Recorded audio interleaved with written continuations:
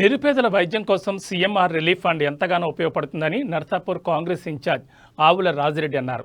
కొల్చారం మండలంలో పలువురు నిరుపేదలు ప్రైవేట్ ఆసుపత్రిలో వైద్యం చేసుకుని సీఎం రిలీఫ్ ఫండ్ కోసం దరఖాస్తు చేసుకున్నారు. వారికి మంజూరైన 4,88,000 చెక్కులను బాధిత కుటుంబాలకు శుక్రవారం అందజేశారు.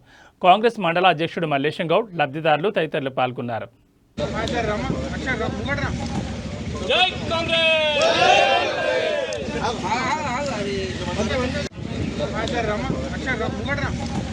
जय कांग्रेस